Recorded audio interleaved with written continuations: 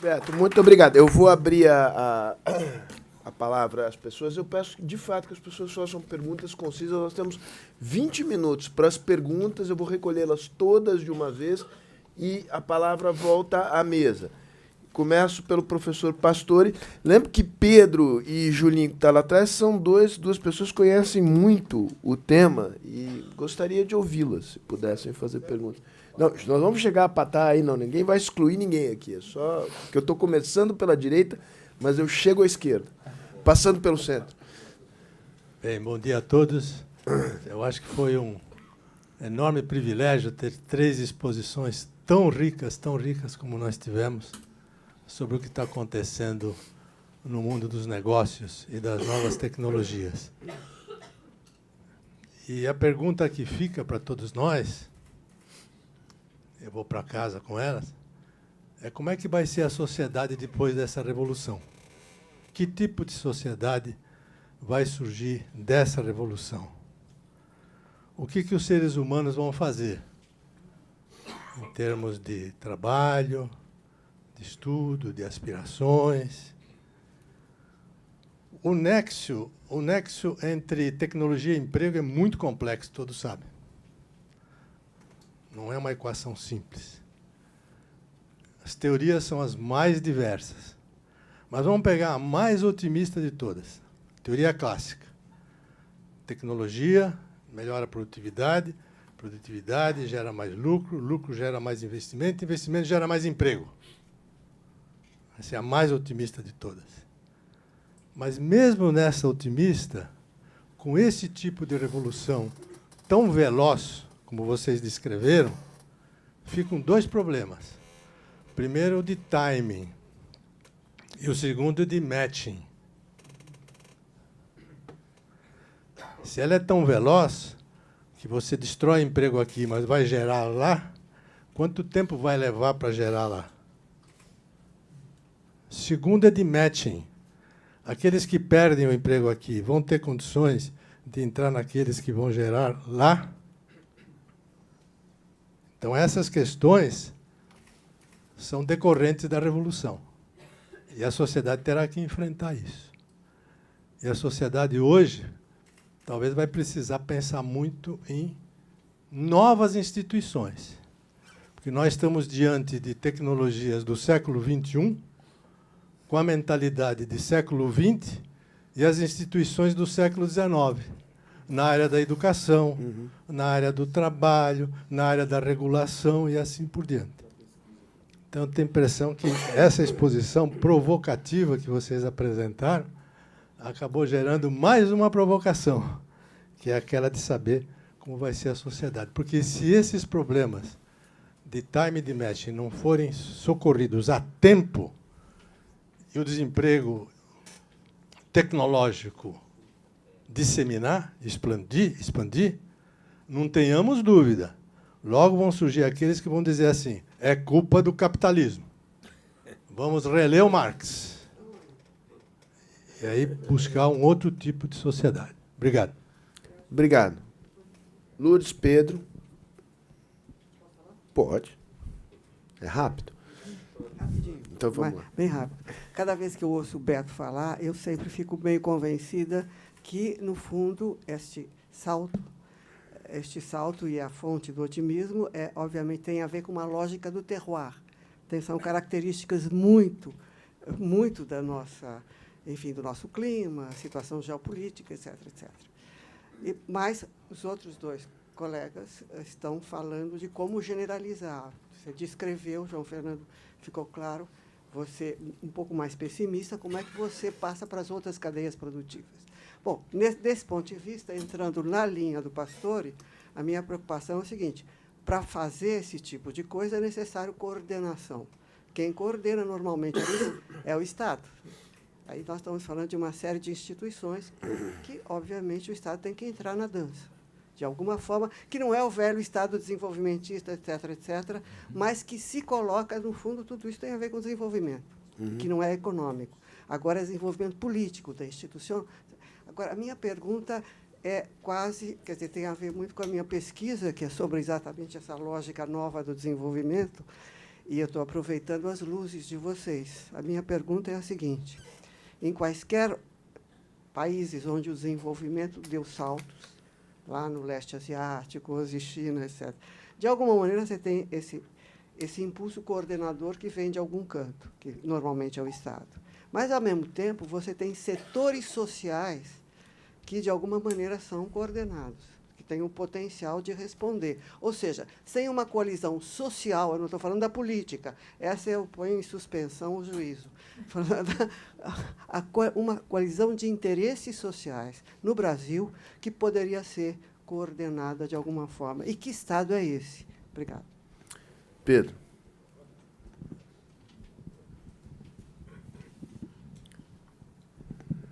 Eu vou fazer dois comentários muito rápidos. Um específico aí para a posição do Zé Roberto. Você fingiu que falou do agronegócio. Você falou de indústria.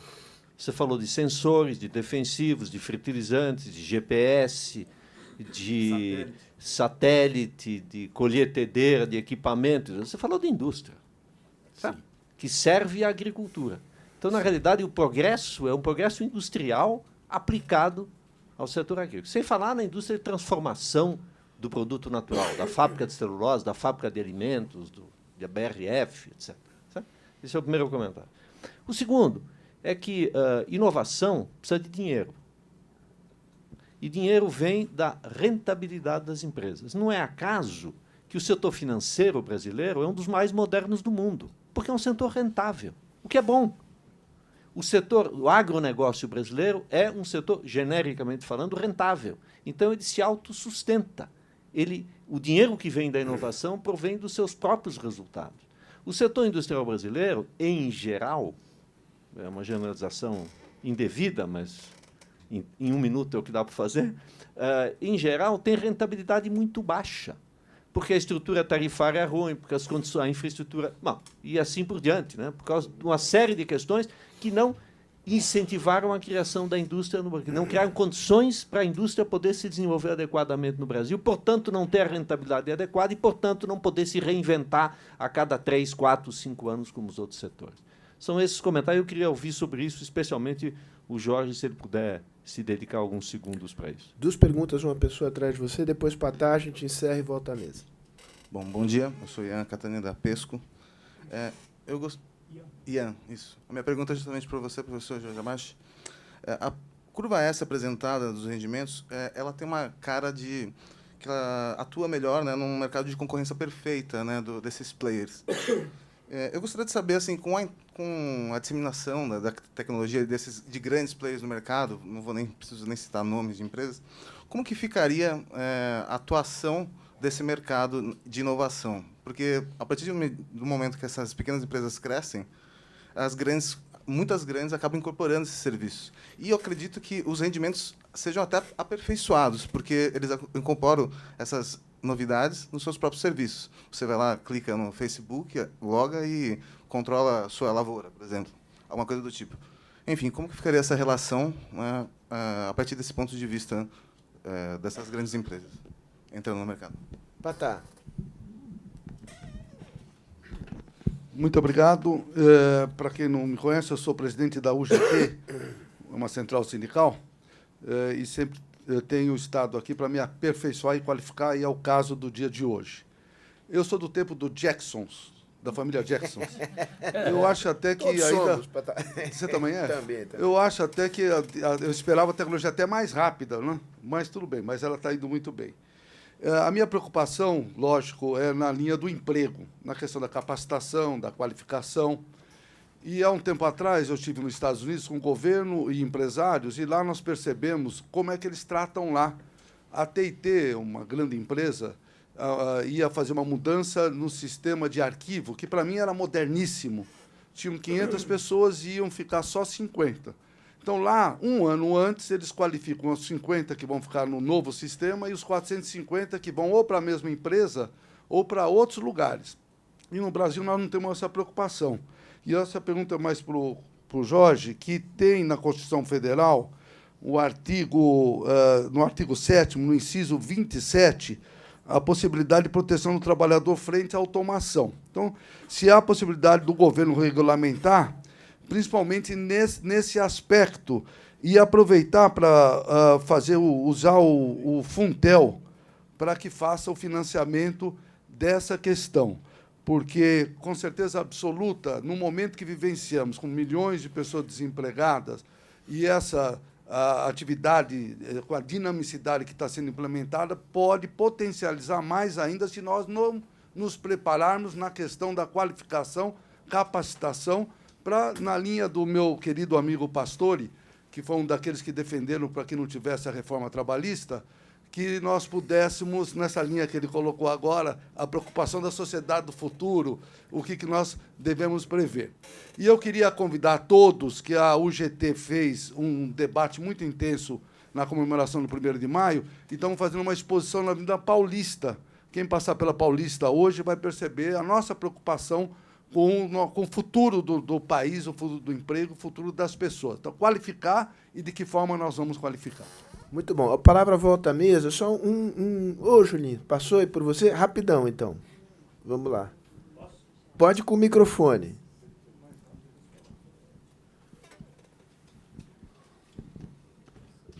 É muito rápido. Em primeiro lugar, parabéns a todos. Jorge foi muito provocativo, como sempre. Eu fiquei sempre na área que não entendeu nada. Eu fiquei naquele... O João fez uma análise sensacional, porque mostrou que não é só a chamada indústria 4.0 que está no cerne desse processo como um todo.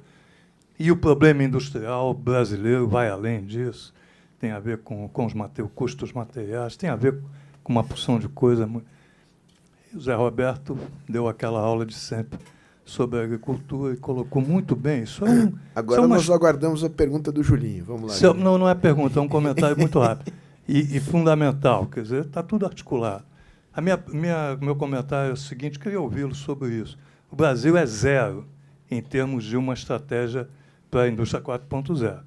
Dos 10 países, os 10 líderes da economia mundial, todos eles têm, imagina, que adivinhe quem não está. Só o Brasil que não tem ainda uma estratégia. São estratégias sérias, não é a velha política industrial, é a nova política industrial. Só por um exemplo, a Alemanha destinou 200 milhões de euros só para financiar esse processo. Não é uma coisa de indução mais do setor público, é de articulação. Mas o Brasil está fora desse processo, estamos muito atrasados, a gente precisa avançar nesse ponto. Gostaria de ouvi-lo sobre isso. Muito bem, vamos pela ordem aqui. Jorge, você começa, João e depois Beto. Eu vou falar super rapidamente, eu vou tentar falar de cada um dos pontos, mas eu não posso deixar de fazer uma primeira nota, que é o seguinte, eu não sei se passou a ideia de que eu acho que a indústria não é importante, eu acho exatamente o oposto. Tem evidência empírica de sobra e cada vez mais abundante, em especial vindo dos Estados Unidos, incluindo um livro que acabou de sair do Brookings, que é preciso que seja lido, mostrando que, na verdade, que o desenvolvimento do setor de serviços nos Estados Unidos, esse setor de serviços ultra sofisticado que a gente conhece, incluindo o Vale do Silício, ele se deve, na verdade, a uma demanda pré-existente da indústria por novas soluções. Para vocês terem uma ideia, tem evidências ali super interessantes que mostram que 70% da tecnologia do setor de serviços dos Estados Unidos é financiada pela indústria, que busca novas soluções. Eu acho que o caso do Brasil é um pouco diferente e passa um pouco pelo que o Zé Roberto, o nosso Papa, falou. Talvez ele não seja necessariamente, tem origem não só na indústria, mas talvez o setor agrícola e talvez o setor de mineração possam ser fontes primárias de demandas de novas soluções e, portanto, muitas dessas coisas que a gente chama aqui de novas tecnologias, indústria 4.0 é parte dela, pode sim vir ou ser induzida por essas demandas, por novas soluções. Tendo dito isso, então, a minha visão é bastante positiva da importância da indústria, especialmente em economias de grande tamanho populacional e territorial como o nosso, tendo de deixar isso pacificado. Bom, deixa eu falar rapidamente, professor Pastore, sobre emprego. É claro que a gente está diante de um mega problema que ninguém sabe resolver. Ninguém tem resposta. Eu tento acompanhar o debate em várias frentes, inclusive nos Estados Unidos.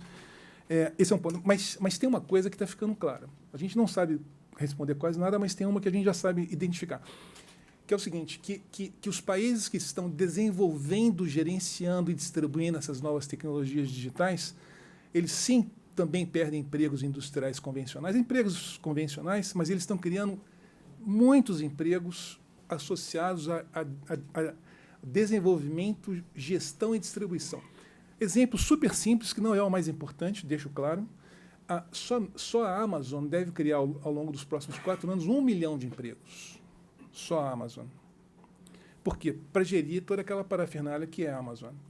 E você tem tantas outras coisas acontecendo, porque, na verdade, o mercado dessas tecnologias não está restrito aos Estados Unidos. Como eles são digitais, você vende para o mundo inteiro. Então, você precisa de muita gente para gerir esse troço aí.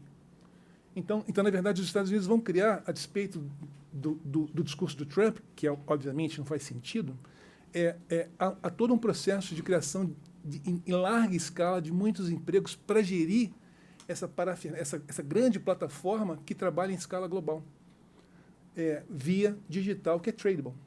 Então, assim, o problema dos Estados Unidos não é o nosso. O nosso problema, sim, é um problema grave, porque nós somos usuários dessas tecnologias e não desenvolvedores, gestores e distribuidores dessas tecnologias. Então, para a gente, o emprego é grave, o problema do emprego. Aí sim, é um mega emprego, é um mega problema para ser resolvido. E a gente não sabe muito como resolver. A verdade é essa. Lourdes, acho que foi você a segunda.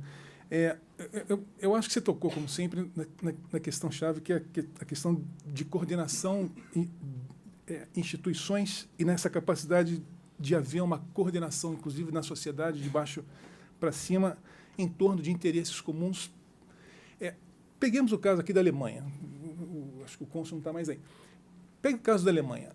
Como é que os alemães desenvolveram a indústria 4.0? É claro que foi uma coisa top-down, que vem do governo, junto com a Fundação Fraunhofer, que ele não tem. A Fundação Fraunhofer é o MIT deles, como os senhores sabem, financiado 2/3 da grana da fundação é dinheiro de orçamento, que junto com Siemens, Bosch e outras tantas, que é um pacto social, é um pacto social, sentou na mesa e falou, olha aqui, a gente vai engolir uma parte do mundo e a gente vai engolir, não é vendendo coisas, mas vendendo plataformas de produção. Eu não quero vender robô. Robô eu dou de presente para o cara. Entendeu? E os caras desenvolveram, a Fundação Fraunhofer desenvolveu esse troço aí, batizou de 4.0, que ele organizou essas coisas todas que você bem mencionou. É um pacto social. E a Alemanha está aí, liderando a União Europeia, é o que mais gera riqueza por unidade de capital. Então, isso é um pacto social. Só que isso exige um grau de coordenação da sua elite que a gente, não sei se a gente tem. Não sei se a gente tem. Mas é isso que mais está faltando, né? Uma elite que seja capaz de desenhar uma estratégia para o país, não para ela. E aí eu não sei como é que a gente resolve isso. Pedro,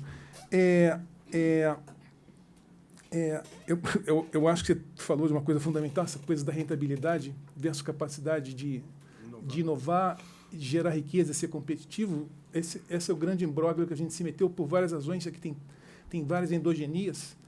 Quem que veio primeiro, se foi o fechamento da economia, protecionismo da indústria, etc., ou se são os problemas que a gente grosseiramente chama de custo Brasil aqui. Então, uma coisa começou a explicar outra, a gente não tem muito fio da meada mais, mas o fato é que eu acho que você tem razão, que o teu ponto é fundamental, né? Que a indústria, em parte, não tem condição de inovar e de ser competitiva, em parte por causa do custo do Brasil, em parte porque a rentabilidade diminuiu, que tem a ver com China, tem a ver com uma opção de câmbio, etc., que eu acho que você tem razão.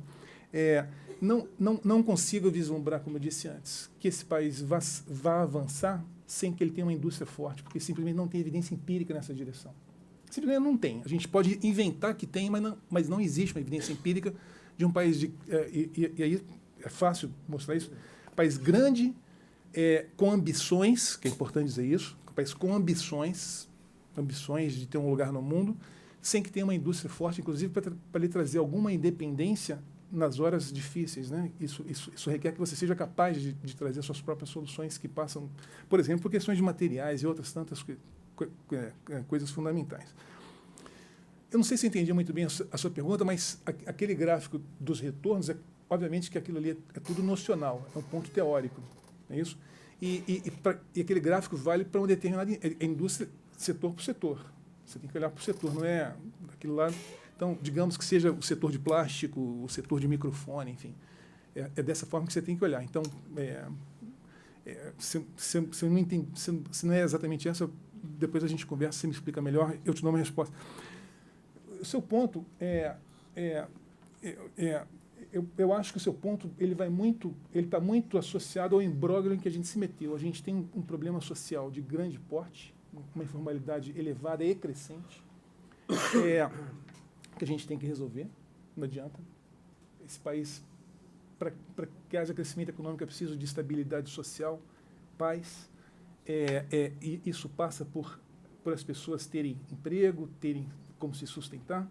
Isso, obviamente, passa por essas questões mais óbvias, que é você ter emprego para as pessoas. Ao mesmo tempo, como a gente chegou tarde, que é exatamente essa questão, que a gente chegou tarde nessa fronteira das novas tecnologias e precisamos de competitividade relativa agora, não só absoluta mais. Esse negócio de produtividade é uma bobagem, porque a gente joga na produtividade a solução de todos os males. Quando se produtividade é competitividade absoluta, já não resolve, embora eu precise dela. Mas agora eu preciso da absoluta e da relativa. A gente se ferrou, porque agora o problema é muito maior. Então, assim, produtividade é fundamental.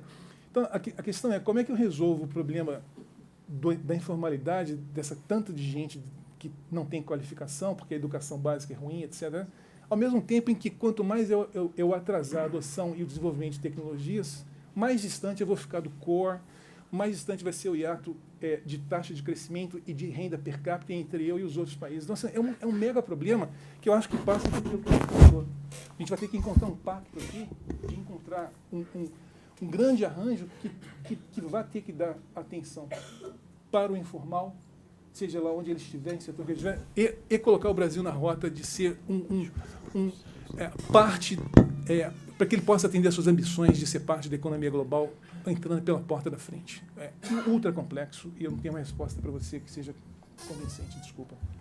Agora o João dá a resposta. Bem mais rápido, porque o Jorge falou, respondeu a maioria das coisas como eu penso. Então, o professor Pastore, ninguém sabe do futuro do emprego e as questões de timing e matching são uma grande preocupação. Eu só posso dizer que tem uma iniciativa no MIT chamada The Future of Work, que envolve vários institutos para estudar esse assunto. Essa minha palestra estava em inglês porque eu participei de um evento lá, onde os slides que falam do perfil da indústria, eu tinha escrito o perfil do trabalho na indústria. Tinha muito mais informação sobre isso. Eu tenho ajudado esse grupo do Industrial Performance Center, mas é a grande interrogação. Como é que você realoca pessoas num mundo de grande transformação? O fato que o Jorge disse é o seguinte, toda a geração de tecnologia de informação, nuvens, etc., a AWS ocorre nos Estados Unidos, mas a montagem do Lego também é negócio. E a gente pode fazer a montagem do Lego aqui. Eu posso ter um unicórnio brasileiro com um novo modelo de negócios, usando um iPhone que é produzido na China com tecnologia da Califórnia e um AWS que está alocado em algum lugar do mundo, gerando milhões de empregos para a Amazon, mas eu consigo cobrir um gap no meio desse caminho, montando peças. E essas competências de serviço, de montagem de sistemas, são as competências que vão abrir a nossa capacidade. Sobre capacidade de articulação do governo, não é porque o Jorge saiu, mas eu acho que o governo, se não atrapalhar, já está bom. E do jeito que as coisas acontecem... Ele tinha um voo para pegar, não foi porque ele antecipava essa sua estocada. Mas se é que tem combustível para levantar. O governo tem uma capacidade limitada de se articular e esse pacto é difícil de acontecer também no Brasil, mas as coisas acontecem no otimismo do nosso guru Papa. O Pedro falou de uma coisa essencial, na minha opinião, a história do sem indústria não vai. Eu sou desses também. A gente precisa da cultura industrial, do emprego industrial, dos valores que a indústria traz para uma sociedade para o Brasil se desenvolver. Não dá para abrir mão da indústria e falar, não, agora vai ser serviço, vamos já pular na frente. Porque a gente pode pular no abismo. O que é importante é que, quando a gente compara a indústria brasileira à indústria da China, a China tem uma alta capacidade de coordenação, a China é sócia da indústria, a China subvenciona materiais básicos, a China tem um câmbio que faz com que eles sejam altamente competitivos relativamente, e no Brasil a gente parece que tem tudo ao contrário. A gente não tem infraestrutura, a gente tem material básico caro. A análise da cadeia de valor, quer dizer, produtores de materiais básicos você conta nas mãos. Capacidade de lobby gigante. Produtores de produtos acabados e manufatureiros são milhares. Capacidade de lobby, zero. Então, o que você faz? Você atende ao lobby do produtor de material básico, você põe proteções tarifárias e você sufoca todo o resto da manufatura. No final, o produtor de material básico fica sem clientes também. Ele está perdendo junto.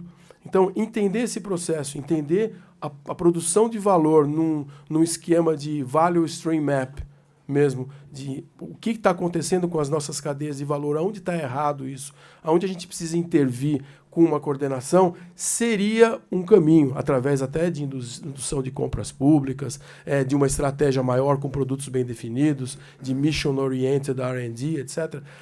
Mas falta inteligência no ambiente governamental para fazer isso. Não que eles sejam burros, mas eles não têm as competências para fazer essa coordenação e fazer esse entendimento. E estão fechados numa agenda muito mais política. Então, é difícil entender e enxergar um futuro. Tem saída, mas é difícil enxergar. Talvez no meio dessa confusão, quando estava conversando com o Zé Roberto há pouco, é preciso de uma grande confusão para você sair com algo novo, né? Já parece que nós estamos numa confusão bem legal nesse momento. Estamos indo bem. Na parte da confusão a gente é ótimo. Então é isso. Obrigado. Beto, obrigado, João. Bom, amigo Pastore, eu acho que a sua preocupação é chave. E queria fazer só uma observação.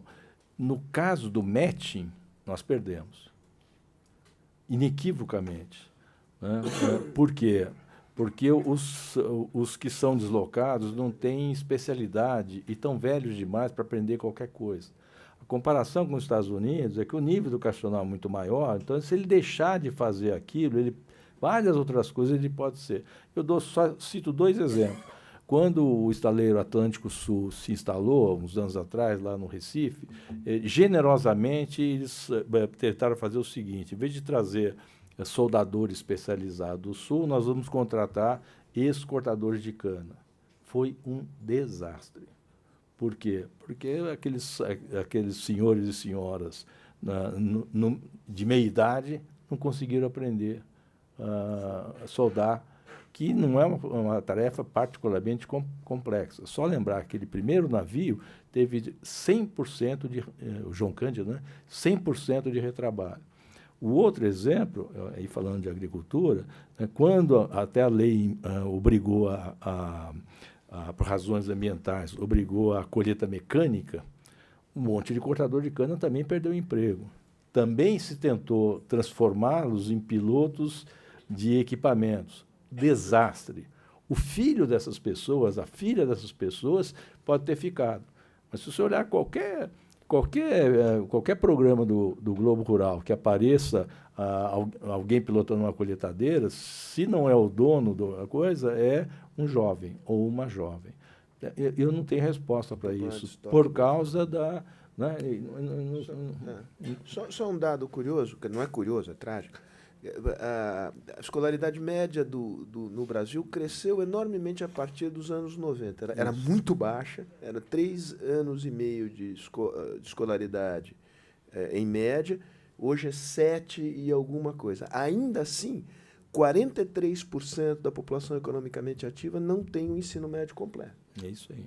Então, eu acho que você tem toda a razão de ficar preocupado, partilho essa preocupação, porque vai ter uma geração aqui, à medida que o progresso técnico vai andando, tem uma geração que realmente vai ficar fora do sistema, tá certo? E aí vai depender de Bolsa Família, de coisas dessa natureza. Esse é um negócio que precisa acordar. É óbvio que precisa ter esquema de proteção e de assistência às pessoas. Compensatório. Compensatório, Compensatório. Isso aí é... Por 25, 30 anos. É compensatório. Ela é só amenizada, para seguir no exemplo da agricultura, é só amenizada que as regiões agrícolas mais desenvolvidas, as cidades dessas regiões crescem muito. Então, parte de quem perdeu o emprego de colher cana vai prestar serviço, ou vai sair para o Bolsa Família, ou prestar serviço nas cidades. Mas que bom, isso. Existem possibilidades, mas exatamente, dependendo do que ser. Mas então eu acho que tem mesmo um problema de matching aí. Eu só queria registrar uma coisa que não sei se todo mundo sabe. As melhores distribuições de renda, o índice de Gini, que todo mundo usa, por estado, não casualmente estão nos estados agrícolas. Né? Porque a produtividade média subiu muito, né? E a remuneração do trabalho é muito maior do que quando pega a parte industrial. Né? Outra coisa com relação ao que a Lourdes colocou, é fundamental. Quem coordena esse tipo de mudança alguma tem a ver com o Estado, mas tem uma dificuldade grande, né, nessa coisa da mudança, que é o quase perecimento das elites tradicionais, em particular das elites industriais. Né? Eu vivi há muitos anos atrás, em 1979, no IPT, um exemplo disso. Nós trouxemos, eu trabalhava num centro de estudo de fertilizantes, nós trouxemos um programa do TVA americano de minimização dos custos industriais das misturas de fertilizantes. Tinha lá, era um programa, você olhava as incompatibilidades químicas, etc. Quando uma fábrica de fertilizantes recebia uma encomenda, 3, 14, 18, ela olhava aquilo lá, o que tinha de matéria-prima, e o programa fazia qual é a mistura que atende aquilo e minimiza os custos. E eu lembro que nós ficamos ingenuamente felicíssimos no primeiro teste concreto de uma fábrica, né, reduziu 10% o custo industrial. Essa fábrica não existe mais, era chamada CRA, Companhia Rio Grandense de Adubos. E aí uma pessoa do conselho de PT, alegríssima, ele falou, pode ficar tranquilo, isso aí não vai dar certo. Perguntei, por que não vai dar certo? Porque se a liderança dessa indústria for a Brasília, é o tempo do controle de preços. Ele não vai ter uma redução de 10% no custo industrial, ele vai ter um aumento de 10% no preço do produto. E, de fato, foi isso. Foi um fiasco. E a empresa desapareceu. Então, a gente tem mesmo um problema não é só o Estado, tem um problema de liderança comunitária. E, para contrapor isso, eu quero... E das instituições representativas do setor privado. Mas é disso que eu estou falando. É isso que eu estou falando. Eu quero contrapor isso com um exemplo do que eu acho, não sei se o Pedro concordaria, é onde tem a melhor indústria do Brasil, que é Santa Catarina. É o único lugar do Brasil com boa distribuição de renda e nível mínimo alto para isso.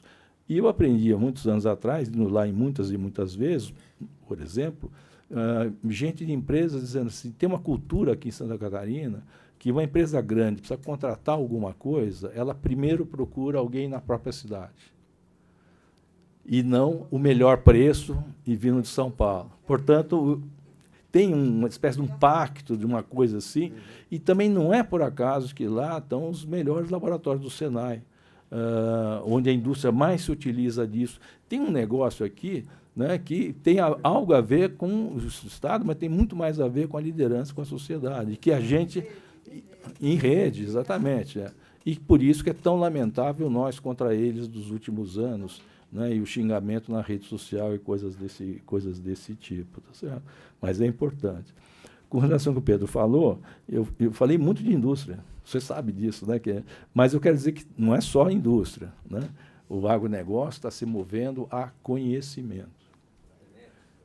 Tudo, genética, sistemas, etc., que implicam em bens industriais. E é exatamente esse o argumento, né, que a gente tem uma oportunidade aqui que talvez não tenhamos alavancado mais completamente. Né? E finalmente, só para reforçar esse ponto que O João faz há muito tempo, eu o escutei a primeira vez dele há muito tempo, ele estava no IPT ainda, né, do desequilíbrio que dá ter custos de matérias industriais, matérias-primas industriais básicas muito altas. E até pior, né, porque uma parte disso vai sumir, que é o aço. E não sumir, vai deixar de ser a coisa tão central quanto for, né, em frente aos compósitos, a esse tipo de coisa. Então, nós corremos o risco de ficar sem as duas coisas, né, com a estrutura que é cara, né, e aquilo que está sendo objeto de proteção, por mudanças na tecnologia, ficar de novo na chuva, que, aliás, é o que eu acho que está acontecendo. O nosso parque siderúrgico perdeu a guerra já, completamente. É uma coisa assim impressionante, né, como isso aqui está esvaziando de valor. O que mostra, mais uma vez, e essa é uma observação, né, que nós estamos, eu não gosto da palavra, da expressão que é muito grandiloquente demais, mas nós estamos mesmo no fim de uma era, em muitos aspectos. E o fim de uma era tem tudo de ruim, mas tem uma coisa, ele está mais próximo da mudança. Então, esta é a oportunidade que a gente tem, inclusive, quando você tem questão da sucessão presidencial, desse tipo de coisa.